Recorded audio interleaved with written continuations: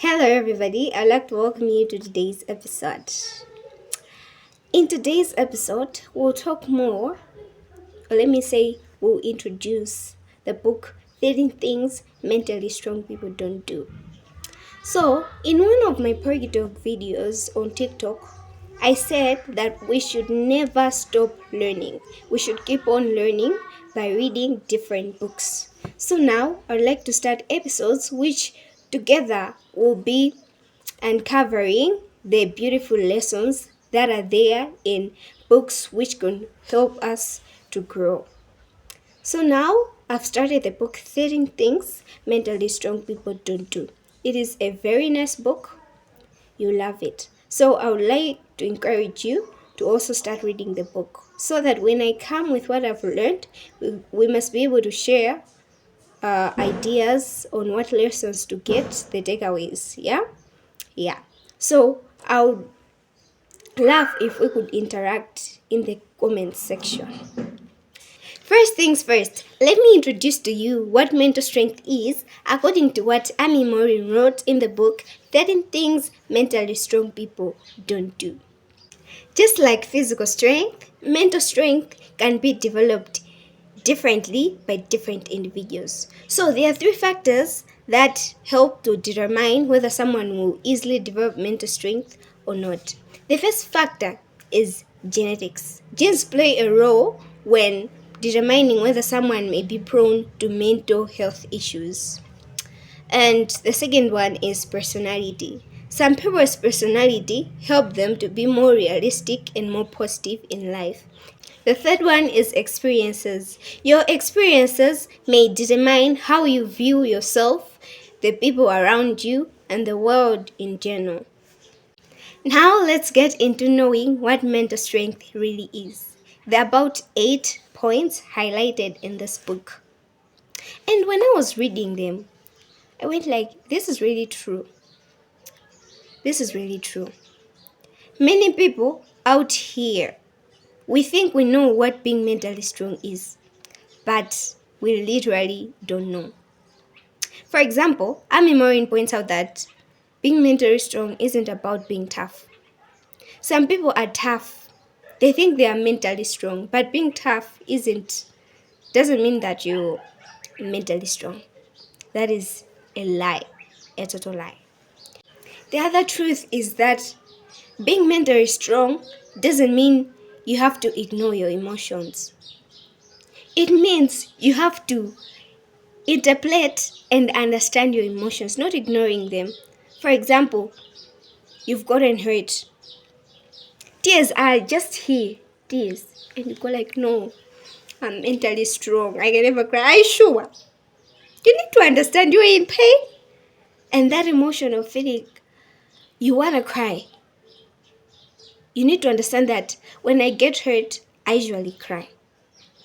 And there's a misconception that goes like maybe crying, it's a sign that you're weak. No, you're not weak.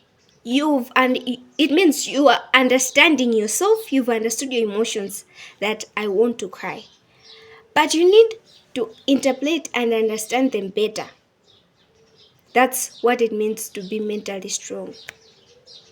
Another thing is being mentally strong doesn't mean you need to ignore pain. No, you don't have to ignore pain. What it means is you have to understand your thoughts and your feelings.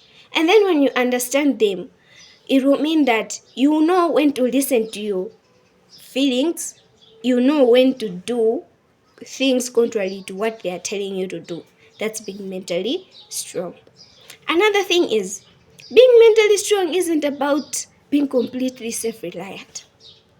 For example, you're meeting a problem and you go like, no, I'm very strong, mentally strong. I can handle this all alone. That's not being mentally strong.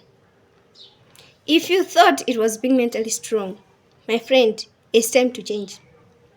Being mentally strong is realizing the time you need help from someone. And when you do that, seeking help is actually means that from a higher power, that is, actually means that you are open to growth. Not that you're weak, no. You want to grow. That's being mentally strong. Mental strength isn't about positive thinking. Do you know that having overly positive thoughts could be sold as judgmental as having overly negative thoughts? Did you know that? But then, mental strength is about thinking realistically and rationally. You get the point, right? Yes. Another thing is, mental strength isn't about chasing happiness. It's not about getting up, forcing yourself to be happy. No, it is about living a content life. You're contented with whatever you have. Not trying to chase happiness, no. But it is about trying your best, doing your best to reach your full potential.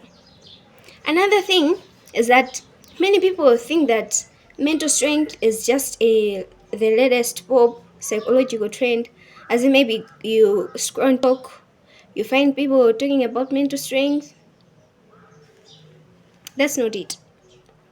It is not the latest psychological trend, but in the psychological field, it has many people who have been trying to help other people to learn how to control their feelings, their thoughts since the 1960s. And the last thing is that mental strength isn't synonymous to mental health. In the same way, someone can be physically strong and have a physical health problem.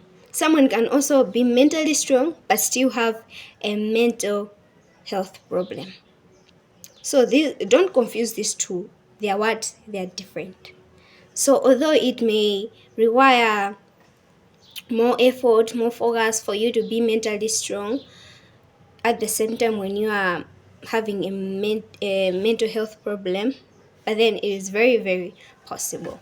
So this is the truth about mental strength. So now we want to know, what are these things we don't have to do for us to be mentally strong? So check it out for my next episode so that we start the chapters. I can't wait. I'm so excited about this, but I hope you've learned something today. Yeah, bye. It was me from Parky Talk.